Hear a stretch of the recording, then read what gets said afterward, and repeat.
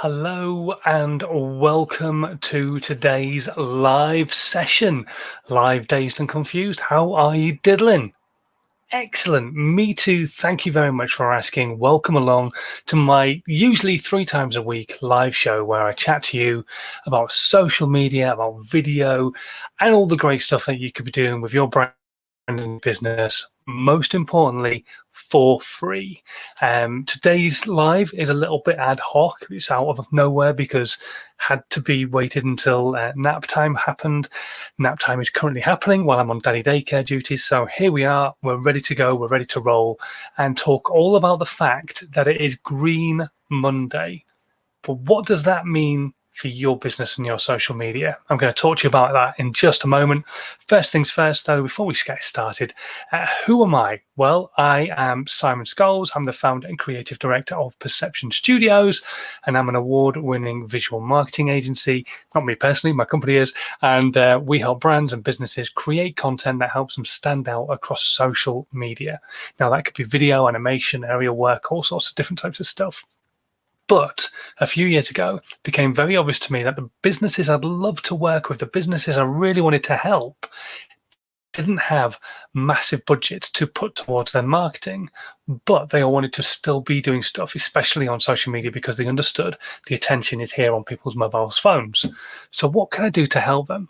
So I sat down and I came up with a process using all the stuff I'd been talking about that would help them create content themselves for free. I called it How to 9 Times Your Social Media. I turned it into a book. It went to #1. You can still get hold of a copy if you really want to for 99p. That would be amazing. If I had 1 million people buy a copy of my book, I would be well happy. So if you want a copy of my book in time for Christmas, maybe in time for the new year, get hold of a copy. It's available in the section below for 99 pence. That's nothing, is it? It's a drop in the ocean.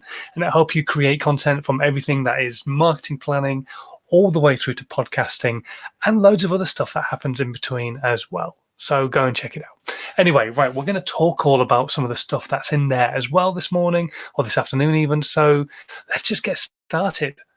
We're going to talk about Green Monday. We're going to come to some of the comments that are coming up very, very soon. There's one comment that's come up, which I'm going to talk about in the questions as well. So Ed McIntyre, what you've just messaged me about on the comments, hold on to that because we're going to talk about that in the questions later. But today is Green Monday. Now, this is obviously an opportunity for businesses, for brands, for generally anybody to be a little bit more environmentally friendly. Look at what they do that's maybe not environmentally friendly and try and do something a little bit different. Package your plastic and put it into special plastic bins. Take glass bottles and put them in the bin bank, all those kind of things. So Green Monday is a really powerful tool for a brand and for a business because they can talk about what they do that's environmentally friendly. But CSR is just generally a huge thing for any brand and business. That's community social responsibility. Now, you don't have to be IKEAs of the world who are actually planting a new tree every time somebody scans an IKEA family card or making sure their wood comes from sustainable forests. So you don't have to be someone else who does big stuff and donates loads of money to charity. Even all the small things that you probably do and don't actually think about all that much are important elements of CSR. So I want you to think about, as a brand, as a business, what do you do for your business that probably you don't really shout about because you think it's a given? So, for example, there was a brand I was chatting to. They made some amazing clothing. It was a designer. They've got some incredible stuff. And for every hat, like woolly hat that they were selling, they were giving an amount of money to Shelter, the homeless charity, because obviously it connected really well. There's people wanting to stay warm, so they were giving a selection of money. But also, not only that, they were giving another hat to the charity as well. So the charity could hand them out to people to stay warm. Now, that is an amazing thing to do. And they understood that that was a powerful thing to do. What they didn't do was tell anybody about it. So it was kind of there hidden in the T's and C's and in the small print on their website and on their bits and pieces. But when it came to social media, they weren't shouting about it. They weren't telling all these people about it. And this year, of all years, where we understand what it is to be human and that we want to try and help each other out as much as we possibly can do, and we understand more about homelessness, and we know that people have been in poverty and not being able to afford food for school dinners even, and things like that, it's been at the forefront of people's minds. To talk about these things as a brand and as a business, it's not you ramming it down somebody else's throat, and it's not you going, hey, look at me, how good am I? But we are all in business to make money. We have to remember this. It's really difficult sometimes. I struggle with it. I really just want to help as many people as possible get on their content creation journey, make content. And half the time I give so much advice for free when I should be charging for it. And we do all forget this. We should all remember this. We are in business to pay our bills, to live, and to have a better lifestyle. That's why we do what we do, as well as enjoying what we do. So don't ever let that get in the way of you telling people about some of the good that you do. It's not showing off. It's just going, hey, look, I've done this good. And yes, I'm making money from it, but hopefully I'm helping a load of people as well, which is something that's close to my heart. Now, the good way to go around this is by telling the story that's connected to it. So why are you doing what it is that you do? Maybe that person used to be homeless and that's why they want to donate hats. Or maybe they know somebody in their family or a friend who was made homeless, and that's why they want to do what they want to do. But if you can connect a story to it, that helps you build a level of emotional connection between you and the people you're talking to. That's marketing. And that's what you can do with your social media. You can build that level of emotional connection between you and your audience by going, look, you might not know this about me. I used to be homeless.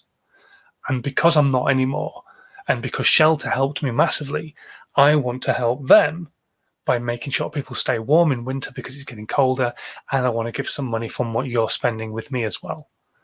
And just those little things will capture the imagination of the people who see it. And if you've got a big enough audience, that could mean you sell more, which means you can help more while also making more money. Once you get to a point where you're making enough money, you can help even more people. So why would you not want to do that? So when you finish on this broadcast, I want you to sit down and seriously think, what is it you do through the year? Maybe your business has a particular charity they always donate money to from a certain product, or maybe you just, everything you sell, you donate to a certain charity, or maybe you've got a story to tell about something that you do, or why you sell what you sell, and why you give a certain amount of money to charity, or what CSR you actually do. So think about what it is that you do, and then start thinking about how you can talk about it, how you can paint that story, how you can tell that story to your audience on social media. Could it be written? Could it be done through video? Could you hire a team to come in and help you create a piece of content that really showcases your story? Because it's a really powerful thing to do for a brand and for a business. And not just because you want to make more money, but because of the good you can do from it. But just don't forget, you're in business to make money. So if you can make more money, that means you can help more people. And so it becomes I don't know really what the right word would be for that, but hopefully you're going to come out the back end of this and think, yeah, I do that. That's what I do. So maybe I should talk more about it. Maybe I should tell more people about it. As a business, we used to work with a local round table. They don't exist anymore, unfortunately. But we used to help them create video content and publicize their events and their big event through the year, the Crafty Craft Race in Newbury, just to try and raise as much money as we possibly could do for charity. Now, did I do that for free? Yes. Was it good publicity for me? Of course it was. And lots of people could know all about me because I was in the program. I had a banner up and people saw me around and about filming different parts of the events. So yeah, it was really good for me, but also I felt like I was doing some good as well and helping them raise as much money and as much attention to their cause as humanly possible. Okay, right, we're going to move on. We're going to get away from talking about that, and we're going to your questions today. If you've got any questions at all about social media, about video, maybe even about CSR and how you can use Green Monday to your advantage as a business, as a brand, stick your questions into the comments, whether you're on Twitch, Periscope, YouTube, LinkedIn, Facebook, wherever you're watching. Stick your questions right out there, and I will do my best to try and help as many of you as I possibly can do today. The first question has come through from Claire, actually, who's saying, I use Twitter the most. I have the biggest audience on there, but they don't react to my content very often, but I enjoy using it. Should I stay on Twitter, not TikTok? And the answer to this has also been brought up by Ed. Now, Ed hasn't necessarily asked the same question, but he mentioned about the fact that this morning he was panicking because YouTube had gone down. And this was a global thing. And it wasn't just YouTube. Google Documents had gone down. Google Mail had gone down. And not for everybody, but for a huge segment of their audience, it had gone down. And it wasn't for very long, but it was for long enough to cause an issue for a lot of people trying to use those particular products from the Google suite. And so my answer to him and to her is that you should 100% be using multiple channels. Now, I've said this over and over and over and over and over again. Yes, you should put a large amount of your effort into one particular channel because that is where your audience is hanging out. In Ed's case, it will be his podcast. So wherever his podcast is held, he should put most of his effort into that particular place, or wherever his audience sit who listen to that podcast, so probably Facebook. For her, Twitter, huge audience, not much interaction. So maybe you need to start looking at where else your audience might be hanging out. But if it is really Twitter, use Twitter, but put effort into all the other potential social media channels. Because if you are not using all these other social media channels, when something like this happens and YouTube goes down and it doesn't come up for a few hours, let alone a few minutes, then you have lost your audience. What if that channel never ever came back again? What if Google went, it's gone down, we can't get it back, it's done, it's dead, we're going to have to start afresh, and everybody had to start fresh? Where else would your audience be? Because your audience might not be able to find you on YouTube again. So where else would your audience be? And that's the question you've got to ask yourself. Because if you're not creating content for multiple channels, removing the friction so that lots of other people can consume your content, then if YouTube or Instagram or TikTok or Twitter ever disappear, for whatever reason it might be, the business going bankrupt, the world going to shit, let's face it, 2020 has warned us of plenty of stuff. Whatever might happen, you have then still got an audience elsewhere to fall back on. And potentially some of the same people who've been consuming your content in that particular place anyway. But don't put all your eggs in one basket. He's just said it right there. There you go. Don't put all your eggs in one basket is what you're trying to say. It's exactly what I'm trying to say. Because if you do, there is that potential. It probably will never happen, but there is that possibility that once it's gone, it's gone. And TikTok was a prime example of this year. America and India banned it, but America was really close to saying, no, you can't use TikTok anymore. Now, there were a lot of people on there who are American. It's the only channel they use, and it's their only source of income. Imagine if it had gone, just done. That's it. All done and dusted, no more. What would those influencers have done? Because they didn't have an audience anywhere else. TikTok was the only place. Don't let that kind of thing happen to you and you fall into that trap and you get a huge audience somewhere. So you use that channel over and over and over again and then realize you've got no audience anywhere else when that channel goes dead. Because it doesn't have to disappear completely for a channel to go dead. I have known many influencers have great, huge audiences, and then that channel just go done because the algorithm doesn't like it, or they've done something wrong, or they've said something wrong, or they've not put out content for a little while and the channel's gone dead, so people have gone elsewhere. and they don't come back, whatever it might be, don't put all your eggs into one basket. Make sure that you're creating content from multiple channels so that multiple people can find what you've got to say and remove that friction. Hopefully, that's kind of answered the question and also covered a bit of a panic from Ed, who messaged me a little bit earlier on in the live as well, panicking this morning because YouTube had gone down. And you do see it a lot. You see it with all sorts of other channels. In fact, the first thing I did when I saw that YouTube had gone down was go to Twitter to see if YouTube had gone down. Because you're like, oh, is it my phone? Is it my internet? No, it was YouTube had gone down. So, yeah, it's a bizarre world we live in where you use social media to tell you the news. Anyway, right, next question. Paul is asking, what is a simple lighting setup? Okay, I actually answered this question the other day, Paul, but I'll go over it again very quickly for you because you may have missed it. So the most ideal lighting setup, it depends on what you're trying to film, obviously. So let's go into live content because that's what I try and convince people is the best place to go and do stuff. So if you're going to do live video, the ideal lighting setup is not to have a window behind you like I do and actually sit in front of the window and use the daylight to light you. There's nothing better than daylight. It looks lovely. Yes, it's going to change throughout the live, but as long as the sun's not directly in your eyes, then you can have a lovely light all the way through your live most of the time, unless you're going live at night.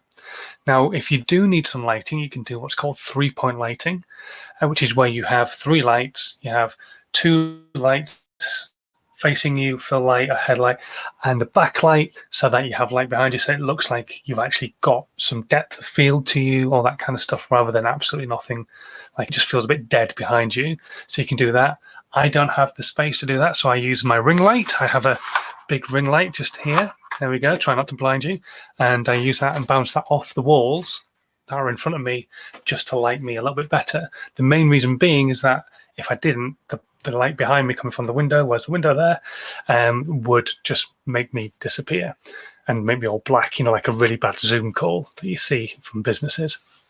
So there's lots of different things you can do with lighting, but try and have a bit of a research about 3-point lighting. I've written a blog about it. Go and check out the Perception Studios website. You can find that on there. But 3-point lighting, really, really simple to do, really simple to set up. And it's kind of like the base of all lighting. And then you kind of work on what else you can do with stuff, unless you don't have the space like me, where you try and make the best of what you've got. So hopefully that's answered your question, Paul. And that is pretty much it on the questions today. It's been a bit of a quieter one, which is fine by me. We're rolling into Christmas. Everybody's concentrating on making sure they're doing content. I'm sure that's what you're planning on doing, isn't it? Yeah?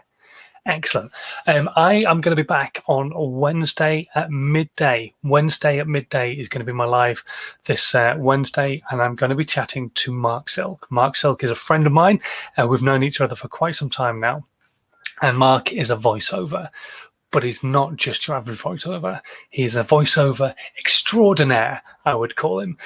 He is the voice of Grandmaster Glitch. He was the voice of Bumble on Fifi and the Flower Tots. He was a voice in Rory and the Racing Car. He was a voice in Star Wars. He was a voice in Chicken Run. He is the voice of Shaggy and Scooby at the moment. And on my all-time favorite, he is the voice of Johnny Bravo. So if you want to catch me chatting to Mark Silk on Wednesday all about being a voiceover, how you get into voice acting, how you get into the specifics of voice acting like he does, doing character voices and everything else all connected to it as well. Make sure you join me at 12 o'clock on Wednesday for chatting to Mark Silk.